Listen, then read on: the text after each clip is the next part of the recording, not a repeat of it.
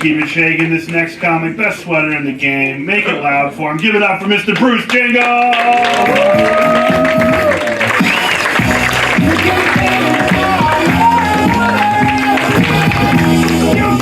Thank you. Give it up for the comics you see tonight. Bruce Jingles is my real name. Yeah, you know, big black guy, Jingles. Whoa. I'll tell you where I got it from. My great-great-grandfather was a freed slave, and at the time that slavery was going on, if you were freed, you had the option of taking your former master's name, which would have been Edwards, but he chose Jingles because he said it sounded like he had money in his pocket. See, all happy, huh? That's not a name, that's a curse. We've been broke ever since. I grew up in a Latin community in Southern California called Southern California. We're the only black family in this particular city. We're the only chips in the cookie. And I feel wherever you live, you should learn the language where you live. Where I lived was predominantly Mexican. I learned Spanish. Now, as a rule, whenever I learn a new language, marijuana is the first word I learn. First word, mota. Second word, donde. Third word, mayate.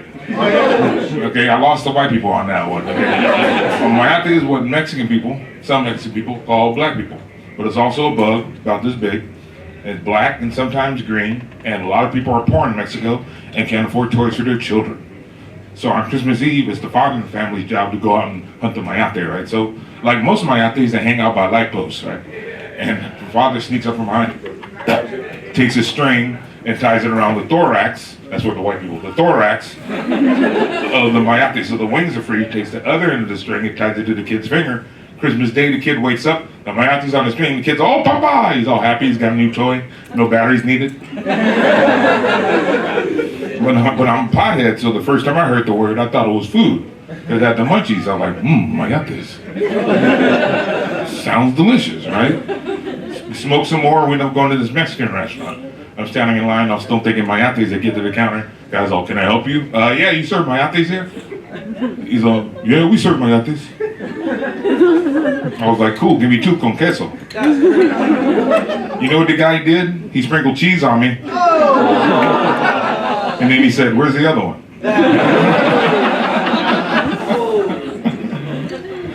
I'm also a drinker. I love drinking. I love drinking so much I gave up driving.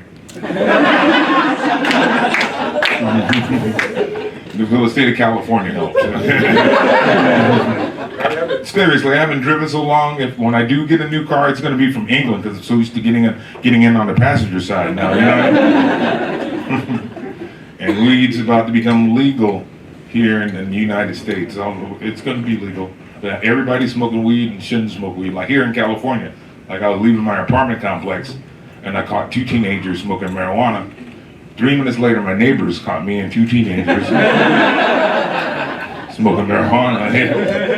Weed's entered the world of science fiction now. You know how they have vapes. You know they have vapes for nicotine. They have them for weed. I know because I travel with them because I'm tired of getting kicked out of hotels, right? So I was in DC a few weeks ago doing some shows, and I ordered a Lyft to take me to the gig. So I'm in the back of the Lyft, and the driver's like, hey, what is that? Oh, it's my medicinal vape. He's got weed in it? Yeah, can I take a hit? He took 2 hits. 10 minutes later, my Lyft driver had to call Uber to pick us up.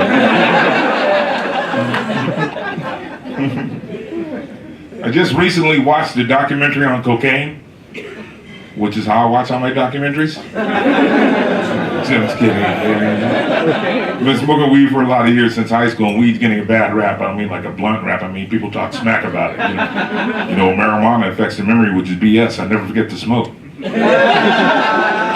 Weed makes you stupid. It doesn't make you stupid. It makes you smarter. Started smoking weed in high school. In high school here in California, we used to have what's called off-campus lunch.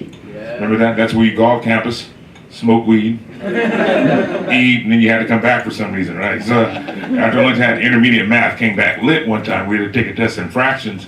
One of the questions on the test was, what's the difference between a quarter and an eighth? I wrote $50. 2 days later, my teacher gives me the test back, written in red, it says, see me after class. So I thought I was in trouble after class, go to my teacher, Mr. Galvan, am I in trouble? He's like, no, I just want to know where you get your weed from. And I get my weed exclusively from white people.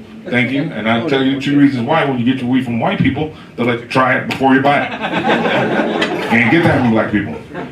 You gotta smoke us out with the stuff you just got from us. Number 2, white people have cool, magical names for their weed, like Chronic, Kush, Purple Whirlpool, Juicy Fruit, Trainwreck, Northern Lights, Green Cryptochronic, Green Crack, Purple Horseshoes, Obama. Yeah, there's an Obama strain out there. Yes, we cannabis. Only problem is it takes 8 years to work. But there's a Trump strain out there that has orange hairs, but can't get through Mexico. there's a Harris strain out there that smells like curry but tastes like chicken.